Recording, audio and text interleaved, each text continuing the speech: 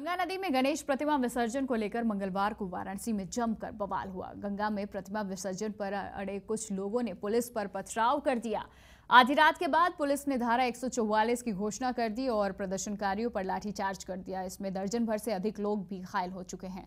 घायलों में संत भी शामिल है। संतों का कहना है कि पुलिस के अनशन पर बैठे लोगों पर लाठियां बरसाई है।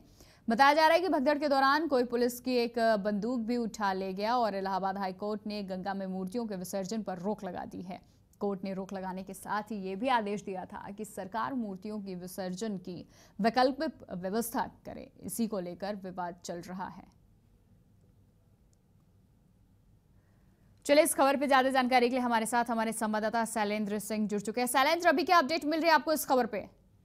जी, अगर बात की जाए जिस तरीके से जो लाठीचार्ज की गई मूर्ति विसर्जन को लेके रात करीब 1 बजे करीब लाठीचार्ज हुई। इसमें स्वामी अभिषेकानंद समेत कई बच्चों घायल हुए और उसके बाद आज लोगों का आक्रोश इस कदर था कि भी अभी उसका अस्पताल में लोग भर्ती है, उसके बावजूद खंडन करते रहे कि विसर्जन को लेकर इस तरीके की जो पाबंदियां जो लगाई गई हैं ये धार्मिक आस्थाओं को कहीं ना कहीं से कचोट लगाती है। ये कहना था कई बटकों और स्वामी अभिषेकानंद का।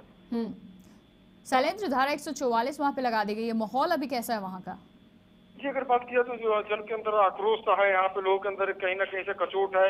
मूर्ति विसर्जन को लेकर जिस तरीके से लाठीचार्ज की गई है इसके अंदर कहीं ना कहीं से लोगों के अंदर एक आक्रोश था। धारा 144 इसलिए लगा दी गई कि यहाँ पे किसी प्रकार की लोग अशांति न फैला सके, शांति व्यवस्था कायम रहे शहर में। क्योंकि कोर्ट के निर्देश की बात किया तो कोर्ट के निर्देश के बाद मूर्ति विसर्जन पर रोक लगाई गई थी कि किसी भी सूरत में ये मूर्ति विसर्जन गंगा में न हो सके।